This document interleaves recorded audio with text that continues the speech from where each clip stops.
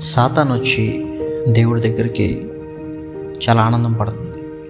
నువ్వు ఎంతగానో ప్రేమించి, నువ్వు ఎంతగానో ఒక ప్రణాళికతోటి రూపొందించుకున్న మానవుణ్ణి నీతో నేను దూరం చేసేసాను.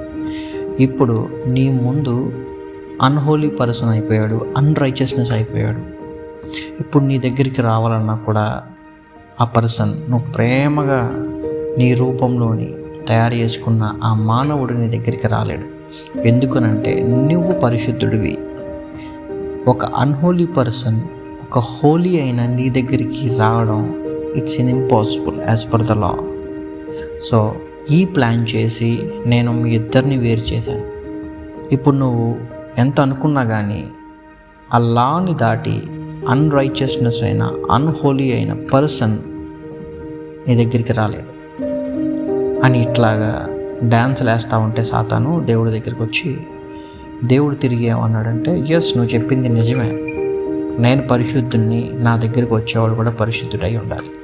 ఇప్పుడు ఆ మానవుణ్ణి, ఆ మనిషిని నువ్వు అన్హోలీ అన్రైచియస్నెస్ చేసేసావు కాబట్టి వాడు నా దగ్గరికి రాలేడు. బట్ నేను వాడి దగ్గరికి వెళ్ళగలను. నువ్వు ఈ లాజిక్ ఎట్లా మిస్ అయ్యావు?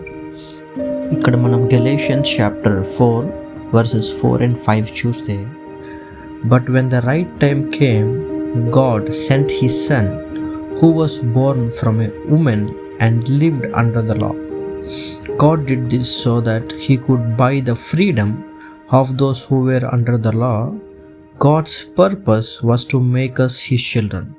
దీని అర్థం ఏంటంటే, అపవిత్రమైన, అన్రైచియస్నెస్ అయిన, అన్హోలీ అయిన ఎవ్రీ మ్యాన్ కైండ్ కోసం the holy God, the righteousness of God came to this earth and gave his righteousness, gave his holiness. ఇవన్నీ మనకిచ్చి మనం స్వేచ్ఛగా మళ్ళీ దేవుడి దగ్గరికి వెళ్ళే స్వేచ్ఛని మనకైనా సంపాదించడానికి ఈ భూమి మీదకి మానవ రూపంలో వచ్చాడు. ఇది క్రిస్మస్ అంటే. ఇందుకొరకు క్రిస్మస్ని సెలబ్రేట్ చేసుకుంటాం.